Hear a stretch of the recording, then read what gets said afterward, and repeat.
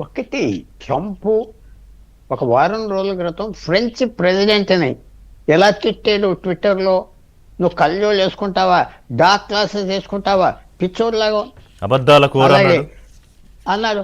European దేశాలంతా IP పెట్టిన దేశాలతో భారతదేశం ఏంటి ట్రేడు, పనికిరానులతో వాళ్ళ చేతుల్లో డబ్బులే. అలా తిట్టడం ట్రంప్ అలవాటు. వాళ్ళు మళ్ళీ మర్చిపోతారు, దూరిపేసుకుని వెళ్ళిపోతారు.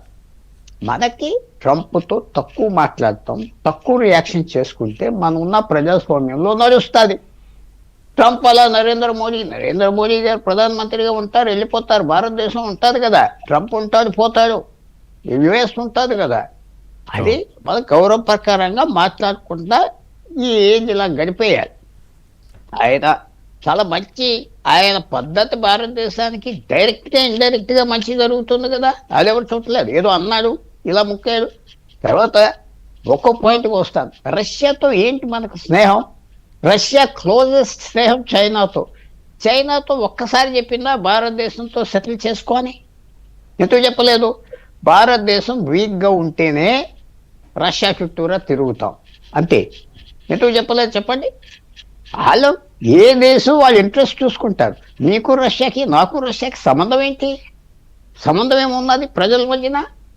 లేదు. రష్యన్ ఆయిల్ కొనాలి, కొంటే వాళ్ళు చైనాతో ఆగమని చెప్పారా, సెటిల్ చేసుకోమని చెప్పారా? చెప్పలేదు ఇవాళ వరకు. అది ఎవరు ఎత్తరే? రష్యా మన స్నేహితుడు కాదట్లేదు, ఇది ఎత్త దేశాల మధ్య. అమెరికా మనకి కేవలం ఆయుధాలు మాత్రమే అమ్మితే రష్యా ఆయుధాలతో పాటు దాని స్ట్రాటజీ, టెక్నికల్ స్ట్రాటజీస్ అన్నిట్లోనూ మనకు భాగస్వామ్య ఒప్పందాలు ఉన్నాయి కదా. ఏమున్నాయి? ఒక రష్యా కమ్యూనిస్ట్ టైంలో ఉన్న సైంటిఫిక్ రీసెర్చ్ లెబొరేటరీస్ పెట్టింది, ఇవాళ అదే పనిచేస్తాం. కొత్తగా ఏం చేయలేదు రష్యా కమోడిటీ ఎక్స్పోర్టర్. ఒక మెకానిక్, ఒక ఆర్మ్స్లో ఆ మిసైల్ టెక్నాలజీ అప్పుడు 30 సంవత్సరాల క్రితం ఆ టైంలో చేసింది అంతే. కొత్తగా ఏం లేదు, కొత్త డెవలప్మెంట్స్ లేవు. ఏమొస్తున్నాయి ఇంపోర్ట్స్ చూడండి, అది తప్ప. అందువల్ల మనం చాలా జాగ్రత్తగా చూడవలసింది ఏంటంటే వాళ్ళ హయాం అయిపోయింది, రష్యన్ హయాం అయిపోయింది. ఫ్యూచర్ చూడాలి. వెనక్కి తిరిగి చూస్తే ఎలాగా? అసలు అయిపోయింది. మీకు వాళ్ళకి సంబంధం ఏంటి? మీకు వీసాలు కావాలా? హైదరాబాద్ వెళ్ళే వాళ్ళకి, బెంగళూరు వెళ్ళే వాళ్ళకి వీసాలు ఇవ్వకపోతే చచ్చిపోతారు కదా. ఆ కాన్సులేట్ మూసి పారేస్తే రాహుల్ గాంధీ బాగుంటాడు, నేను బాగుంటాను. ఆ లక్షల మంది ఆంధ్ర తెలుగు ఏమవుతారు? ఇవన్నీ చూసుకుంటారు మన ప్రభుత్వం. మాట్లాడకుండా ఇప్పుడు ఒత్తిడి తీసుకొస్తారు. ట్రేడ్ డీల్ అవగానే దాంట్లో సర్వీసెస్ అని ఉన్నారు. సర్వీసెస్ అంటే ఎక్స్పోర్ట్. మన మనుషులను కూడా ఎక్స్పోర్ట్ చేస్తాం, పని చేయటానికి అన్నీ వస్తాయి దాంట్లో.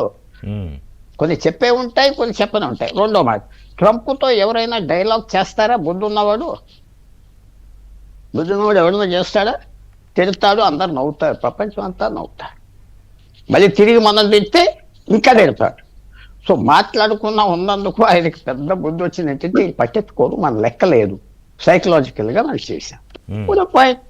తర్వాత ఒక డీలు, మీకు వీసాలు కావాలా వద్దా? తెలుగు వాళ్ళు అడుగుతున్నా, వీసాలు ఉందా? మీకు 10 లక్షల మంది ఉన్నారు అక్కడ, 20 లక్షల మంది పనిచేస్తున్నారు.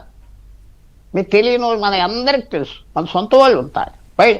అవన్నీ చూసుకుని మెల్లమెల్లగా గవర్నమెంట్ ఈ విషయంలో చేస్తున్నారు.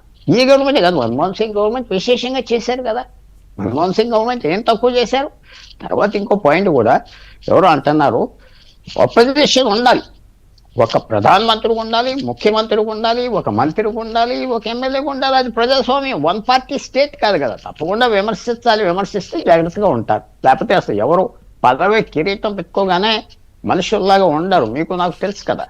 అవన్నీ అపోజిషన్ ఉండాలి.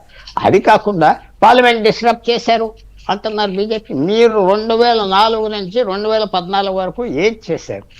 అది వాళ్ళు చేస్తున్నారు, ఇవాళ వాళ్ళు చేస్తున్నారు అంతే. మీరు రేపు సో మనం చూడవలసిన లాస్ట్ పాయింట్ ఏంటంటే ఫ్యూచర్ చూడండి. ఆఫ్ఘనిస్తాన్తో మనకు స్నేహం ఏంటి? తాలిబాన్తో దగ్గర స్నేహం అయిపోయింది. ఇప్పుడు ఆఫ్ఘనిస్తాన్ మనకి ఉన్న స్నేహం ఏ దేశం మధ్య లేదు. వాళ్ళు అసలు ఇక్కడికే వచ్చేసి వాళ్ళ సైన్యాన్ని కూడా మనమే ట్రైన్ చేయమని బ్రతిమాలుతున్నారు ఆఫ్ఘనిస్తాన్. ఇది ఫ్యూచర్ చూసుకోవాలి, పాస్ట్ చూడవద్దు. పాస్ట్ అయిపోయింది. లాస్ట్ పాయింట్, వచ్చే యుద్ధం ఎలా జరుగుతుంది? సింధూర్ లాగా జరగదు కదా. 50,000 లక్ష డ్రోన్లు వదులుతారు పాకిస్తాన్ చైనా మన మీద. దానికి రెడీ అవ్వాలి, ఇంటెలిజెన్స్ కావాలి, టెక్నాలజీ కావాలి. ఎవరిస్తారు మనకి? ఫ్యూచర్ చూసుకోవాలి, బ్యాక్ చూడవద్దు. అంతా సరిగ్గా ఉండదు. ఇంకో గవర్నమెంట్ వచ్చినప్పుడు కూడా వాళ్ళు బాగా చేయాలని కోరాలి.